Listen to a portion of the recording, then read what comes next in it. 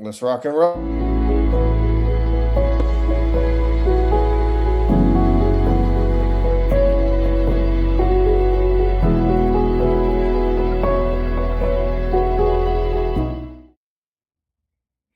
Hey everyone, my name's Paul McCarthy with Hero Facility Service. Welcome to episode 14 of Facilities First. It's sponsored by Hero Facility Service. And today, what do roller coasters, Fast and Furious, and just fun have to do? Well, you're about to find out. I'd like to bring on Kelley Bafford, who's with Universal Studios. Kelley, thanks for joining me on the show. I appreciate it. Hey, no problem, Paul, and thanks for having me. Yeah. Man, it's going to be a fun time. I told you I don't bite. I just might go off tangent a little bit, but we're going to start out. It's kind of, you can think, Johnny, she got me on this, but she likes the rapid fire when she was a guest. And so it's kind of fun. So I'm going to start with some rapid fire for you. Okay, let's Comes do to it. mind, just shout it out. Okay. Harry Potter or Jurassic World? I really love dinosaurs, so I'll have to go with Jurassic World. Okay, dinosaurs. Interesting. Now this is the one that we may fight on. Funnel cakes or churros? Funnel cakes for sure. Have you had a good churro? I've had some churro, and it's it's a tight race, right? But you got to remember, I'm a Midwest guy, and so I'm used to going to state fairs with a lot of funnel cakes. A dusty old state fair and a funnel cake will win me over every time. I'll tell you what, that and corn dogs, right? Oh yeah. Oh, but you got to have a corn dog too, and a Yeah. turkey leg sometimes. Now I'm from Texas. Don't get me started on state fairs. Everything's bigger in Texas. But Yeah. so a studio tour or a thrill ride? Oh, I would have to say a thrill ride. Okay, I will be taking the studio tour while you're doing the thrill ride. Right. I do not have the stomach for a roller coaster. My kids make fun of me all the time. So, next one, morning person, night owl. uh I'm a morning person. I have a lot of energy in the morning. I like to kind of move around and get things done, right? But sometimes I can get stuck late up then, especially if I have a good show going on, right? Yeah, I got you. Maybe a I little got bit you. of both. Yeah. We've all done our binge watching of Netflix Oh yeah. and gotten into Ozark or whatever it might be. Mhm. Yeah. All right, so mountains, beach, or city?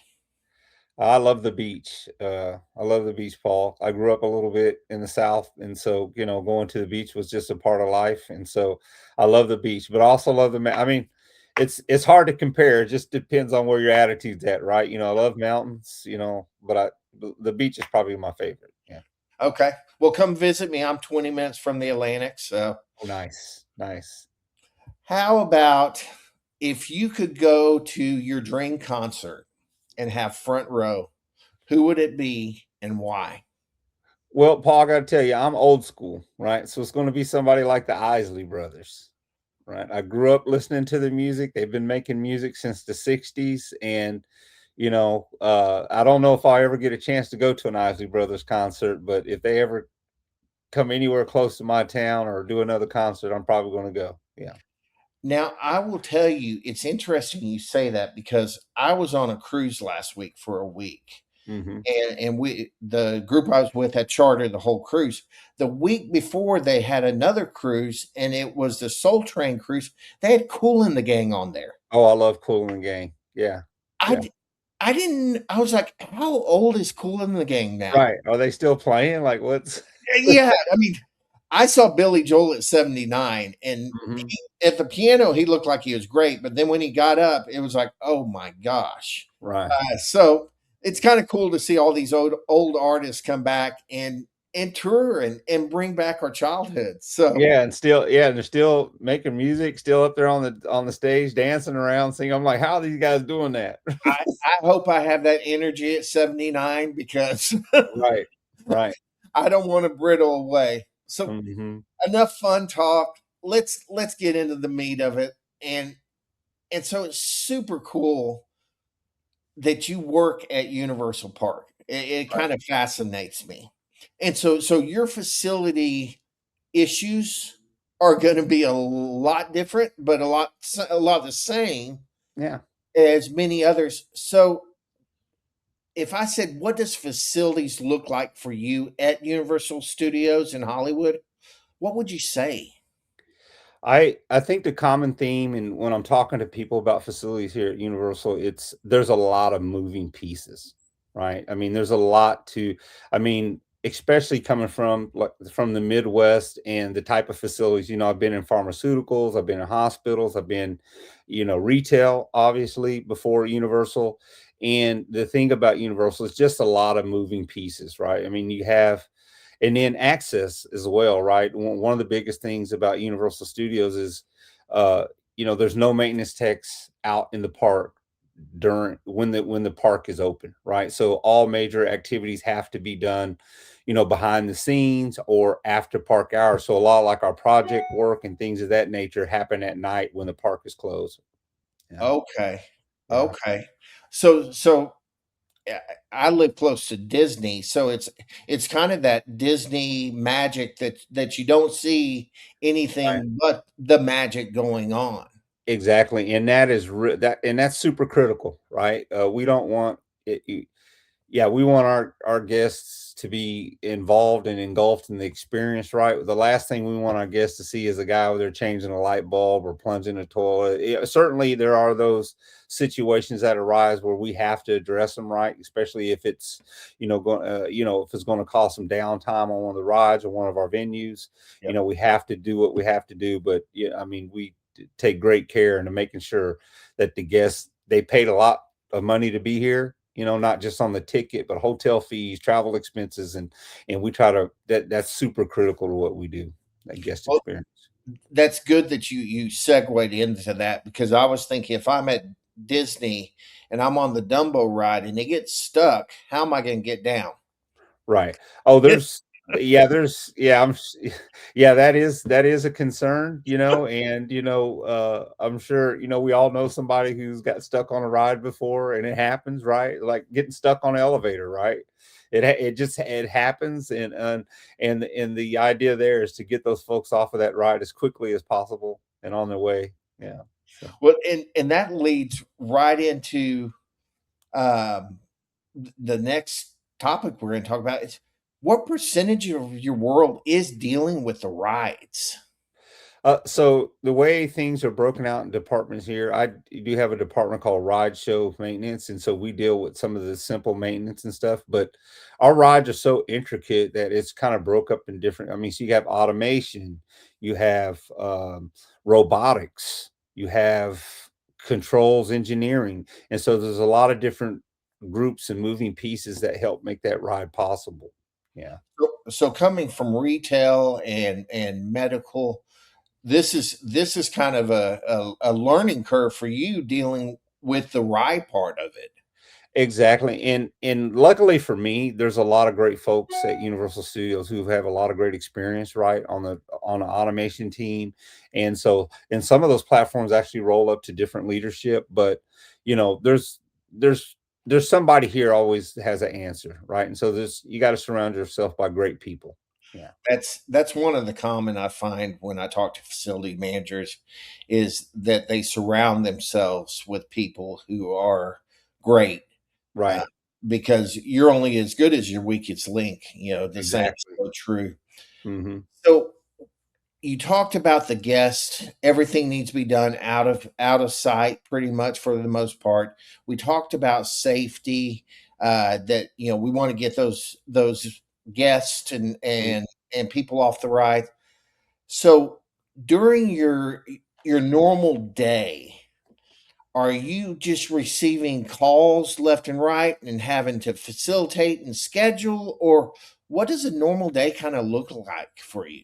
It varies, right? I mean, you have, with such a large team, you have those days that are heavily meeting focused, right? Where you're meeting with your team, you're strategizing on what's next. You're tracking PM completion performance. you're hammering away at work order, basic work order management 101, right? You're trying to make sure that you were getting the jobs done as quickly as possible. And then you have those days where, it seems like you're fighting a lot of fires, right? You got a pest control issue that could chew you. I mean, if anyone who's been in facilities for any length of time knows that something can pop up, and it's usually those things on the surface that look simple that can just chew your whole day up, right? Like, oh, someone said they had a mouse run across, they seen at the corner of their eye, they seen a mouse. And so now we have a restaurant that's closed down, right? We can't open up till the guests until we figure out, okay, where is this rodent and how do we get rid of it and all that. And then next thing you know, you look up and 4 or 5 hours later, you're getting the restaurant back open, you've addressed the concerns and stuff like that. So it's ever changing. I think that's what I love most about facilities, because it's something new and something different every day. It is. It's literally a roller coaster. Exactly. Right. Yeah. So, at Universal, what are your top repeat offenders that you're dealing with? Well, power, things like power outages, right? A lot of infrastructure issues, like broken water line, with the expansion of the park over the last, few decades, some of the underground utilities are, you know, aging, and so we've constant breaks and stuff. And so trying to identify those, and things of that nature. So, it's just power outages too, right? A lot of power outages and issues, infrastructure issues and stuff like that. Yeah, And you're actually probably going into buckle down mode because in California, isn't spring break in March also? yeah, yeah, yeah, yeah, And yeah. then you get the influx of people coming from out of state. So this Right. is going to be your let's get busy, Hmm. take care of business.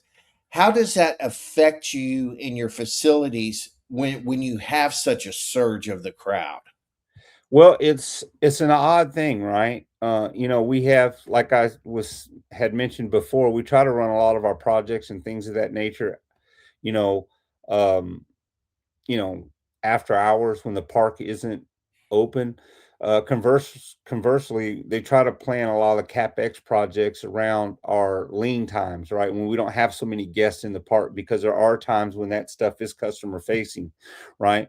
And so you would think that we would get things would be so, we would be so busy when the volume of folks spikes up, right? But it's so in some instances that's not the case, right? Actually, our work order volume goes down because everybody at the park is so focused on the guest experience that, I mean, just think about it, right? We get shows from retail. I mean, take work orders from retail. We get work orders from the food service vendors. We get work orders from rides and all these different things in the park, all of our different partners in the park. But when the guest level is up to a certain point, it's like everyone's focused on that. And so they don't have time to put in work orders for That this, for that. They don't have time to nitpick okay, there's some scratches on our countertop, stuff like that. Yeah. Yeah. and you mentioned this earlier, and it's becoming a more common thing, but that those two initials that my name's Paul McCarthy, and so some people call me PM, Hmm. uh, but in the facility world that means something totally different. Exactly. Uh, Tell me about why you are a believer in preventive maintenance. I it I became a believer in preventive maintenance, probably about 30 years ago when I first got into facilities. I was a operations engineer at a bakery, and I had the opportunity to work with a lot of folks that had been in the trade for a very long time, electricians, machinists, and all that. And I remember had an old gentleman that was training me on how to do preventive maintenance, and I think we were PMing a a pulverizer, which is a machine that takes granulated sugar and turns it into powder sugar. Basically, that's what this pulverizer did. And so you had to take we had annual maintenance on this. You had to take it apart, make sure all the impeller, everything was, gauged properly, replace the seals and bearings and stuff like that, which we did annually. And the guy was super thorough, and I remember asking him, like, why do you spend so much time? I mean, like, we took a tremendous amount of time to put this machine back together. right the way it was supposed to be. And, you know, even, it's a, 0.04 of a thousandths that we had to dial something in, right? Well, he'd go to two. And so I asked him just point blank, why are we being so thorough with this? I mean, isn't good enough? And he was basically like, his response to me was kind of comical at the time, but he said, I do this thoroughly because I'm kind of lazy, Kelley. And I said, well, what do you mean by that? He says, well, if I do this really right now, I won't get a call at 3 o'clock in the morning to come fix it. You know what I mean? And so to me, that's the importance of preventive maintenance, right? Because preventive maintenance gives you an opportunity to evaluate your piece of equipment for potential failures that could happen at the worst time. And anybody in facilities knows that if something's going to happen, it's going to happen at the worst possible time. It's going to happen when you got the most customers. It's going to happen when everybody's gone for the day. It's going to happen on the weekends at 3 o'clock in the morning, whatever. So You hear that, vendors? Be lazy, but do your preventive maintenance to the T. Is right. that that's what he's saying? And that's a great point, Mm-hmm. because preventive maintenance it's an investment. Mm-hmm. And you have vendors and partners that you ask to do that, or you might have self-performing. And Mm-hmm. when they do that correctly, the engine keeps on flowing, so to speak. And everything is quiet. And I've had the opportunity to work in a bunch of different facilities, right? And and work with a bunch of different teams and walk into a bunch of different environments. And I can tell you one thing: if you walk into a maintenance environment and everybody's kind of running around with their, like chickens with their head cut off, fighting fires every day, something's wrong, right? And you can usually trace it back to the preventive maintenance program. Something's not being done right. Yeah. Yep. Now, have you ever had that moment where you might have had a CFO that HVAC system, you had told them that we need to start doing preventive maintenance on, and then it went out and they had to spend CapEx on it, and you're like, could have saved it with preventive maintenance. Yeah, absolutely. I've had it. I mean, a lot of different times in my career where I've come into situations where we advised, usually like the CFE, the financial guy, hey, look, I'm looking for money to do this, and it's just like, well, 6 months later, the machine goes down, costs us double or triple the amount of money. Yeah, Yeah, yeah. yeah, and when you look at the percentages of the longevity of life that you can get out of PM, especially on HVAC, I think it's 30% is about the average. If Hmm. you're doing your annual PMs, your quarterly PMs, changing out the filters and all that. Right, and not to mention the amount of savings that comes from all the peripheral things that are associated to the HVAC equipment, your energy usage, right? Your unit's working harder if your filters are dirty, right? If your coils are dirty, it's just sitting there running all day. It's using the tremendous, so it impacts everything. So And I guess, I mean, even thinking of it deeper, it goes back to the gentleman that said, "I'm lazy," because while you're doing your PM on whatever it be, you're checking other components. right, And so you are basically fail safing it and making your life and your job easier, because like you said, it's going to happen when you least want it to happen. right. Just Murphy's law. Exactly. Yeah, exactly. So you've been with Universal, you've been with a lot of other different facilities, departments. Talk me through one of your toughest days. Oh, toughest days. I would have to probably say Walmart, right? Walmart provided me with a lot of tough days, right? Especially the scale of what I did there. When I was at Walmart, I had over 160 different sites. Had over 180 different technicians on the HVAC side and refrigeration to general maintenance technicians, security technicians. I mean, you name it, right? And so, you know, it's hard to choose which day is the toughest, right? But I had a lot of them, fighting, whether it be uh, winter storms, right? Shutting down stores. I mean, whether it be a fire at a store where you're dialed in, right? One of the things when I was at Walmart that we really relied on was weather forecasts, right? And when in the wintertime when a snowstorm was coming along, I mean, hey, get you a lot of coffee, get your laptop fired up, get your phone charged up because you're going to be up all night. You're going to be chasing vendors who hadn't responded to sites yet. You're going to be trying, you're going to be working with frustrated operators who are wondering why is there snow still in my parking lot, stuff like that. So, yeah. I'm gonna have a little fun with you. I'm gonna let you fill in the blank. Hey Kelley, this is Paul at Walmart store 1058. I've got a blank. The most odd request you ever had, Oh, or unique. oh, my goodness. Oh man, that's a good question, Paul. Um, I I I get know this a you've had lot. some Like cars it, through the stores.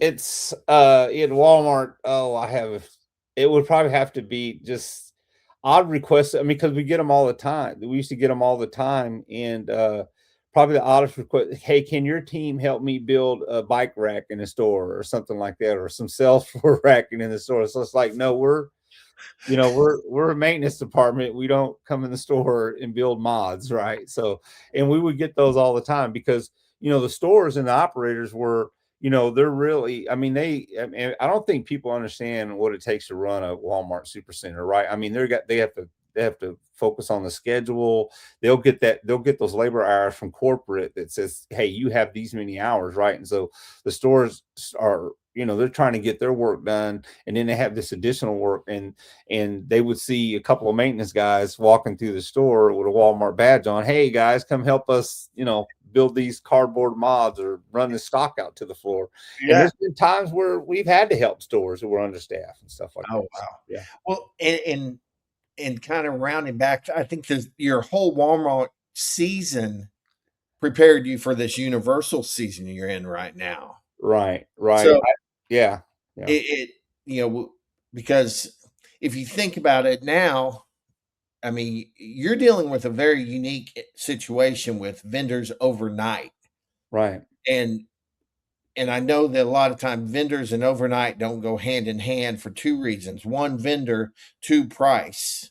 Exactly. Double the price. Double the price. Overnights is usually double, especially in the state of California, a heavy union environment, right? And so you have to take those things into consideration. Yeah. Yeah. Labor Yeah. cost. So and that's one of the balances that I don't think people understand about facility managers is y'all are literally running your own little kingdom, so to speak. Right.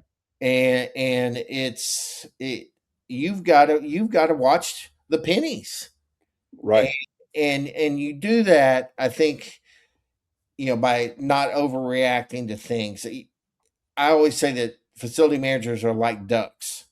They're cool, calm, and collected above water, but underneath they're paddling like you know what. Right. And you have that mentality, you have that style. Mhm. But I know you got another gear inside, and it's up here that people can't see because you want to be in the calm and the chaos. Right. You have to be able to stay calm, cool, and collective.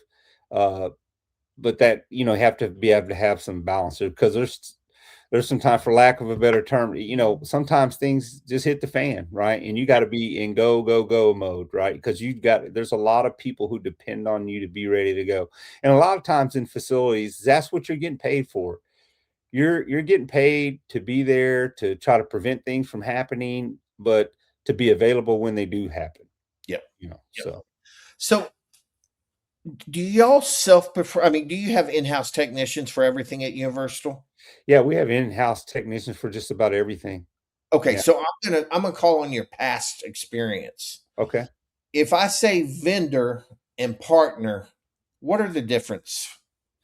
To me, uh, vendors can be partners, right? The difference for me is communication and responsiveness, right? And volume, right? Obviously, volume. If I have a vent, I'm obviously going to have a better relationship with the vendor that I use, let's say every week, versus one that comes in and does like an annual PM on something once a year, right? And there's not a lot of downtime. I don't have a lot of interaction with that vendor.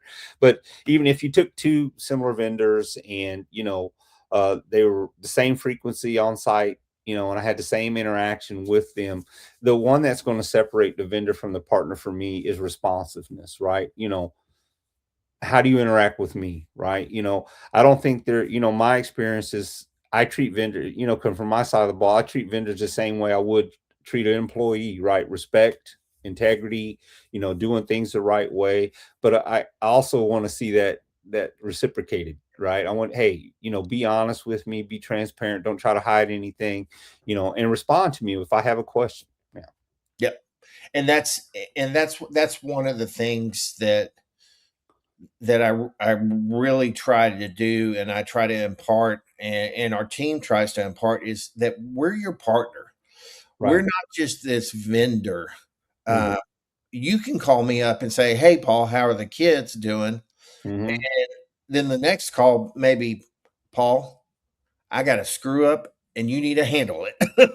Exactly. Right. Yeah. But that's where the partnership becomes more of a relationship where we're both looking out for each other. Right. And so what what is the one, okay, so if you have a, I'm going to say a vendor, because your partner you might give a little more ease. But if you have a vendor, what is the one thing that if he doesn't do on the first 3 calls, he's D'ing you. You're not going to use him again.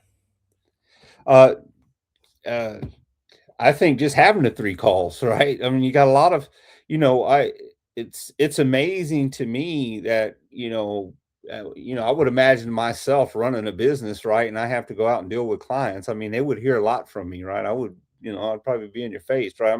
Because I'm trying to drum up business. I'm always amazed by those vendors that don't reach out, that don't have 3 calls with you, whatever. So I think just having the 3 calls with me separates yourself from other vendors because you would be, I mean, you've seen it, right? Anybody in facilities has seen it. It's like, what, like, I'm paying you to be here, like, why aren't you here? Like, I don't understand it. Yeah, I Yeah. it amazes me. We're all here to make a little bit of money, and Exactly, right. the funny thing is, 9 times out of 10, if you call a vendor's phone, I say nine. I don't want to give vendors bad rap. A Right. lot of times, you will call vendors and their voicemail's full, and you're Right. like, "How is your voicemail full?" Yeah, or there's yeah, you can't get a hold, or they don't return your call or something like that. And then, you know, sometimes I've seen vendors, it runs a bunch of different games. I've seen vendors where, they put, I guess, Aunt Becky or somebody's running the front desk or whatever, and she doesn't care. She's a little rude, and I'm thinking, man, that's just I mean, much like Universal, where y'all are in the guest experience business, right. us as vendors, we are in the partnership experience. Exactly, right, and you want your partners to have a great experience when they deal with you. If they call and they get somebody, their initial contact with your business it's just the same thing like if you go to Home Depot or if you go to you go to all these different deals. I mean, I've been in situations where you need some customer service and you're asking the guy, "Oh, hey, can you show me?" And they're short with you, or they say they don't know, or how many I can't tell you how many times I've been in like a Home Depot and they say, I'll be like, "Hey, you got this, like a lynch pin or something." "Oh, we don't carry those." And that's their automatic answer because they just don't want to deal with you. Yeah. And you'll go back there and you'll do a little more looking and you'll find what you're looking for. And it's like, I thought you said you And like, I then wonder how many dollars have you lost because of interactions like that? exactly. And Right. and, and think about missed phone calls from vendors. Exactly. I'm going to ask you a funny question because I've always wondered this. I mean, my style. Mhm. I cannot stand the word sales. I think it makes me think of a used car person. Right. And Right. sorry if there's any used car people watching, but how many generic cold call emails do you get a day? I get a ton of them. I get the messages on LinkedIn, how can we help your business today? A lot of it, unfortunately it's not my wheelhouse. It's just like I have to tell folks like, I'm sorry, and I'm the kind of person I like to respond to people. And Mhm. I get calls too. I mean, I get them all day long. Yeah. It's it's one of my missions in life is to teach salespeople. how to build relationships, because relationships last, transactions don't. Uh, Exactly. so let's talk about. I mean, we talked about your team earlier, and we talked about surrounding yourself with a strong team. We're going to talk about leadership, and your leadership style. What's harder for you, staffing unpredictability or planning the perfection and execution of your staff? I think staffing is certainly a challenge, right? Especially in today's environment, it's getting harder and harder to surround yourself with good people who want to work, who want to be here, right? And so I would have to say staffing is the biggest challenge for unpredictability, right? Awesome. Awesome. If you could change one thing, and you touched on this already, it's funny. If you could change one thing about operator to facility communication, what would it be? It would have to kind of go back to that partnership mentality, right? And owning the relationship.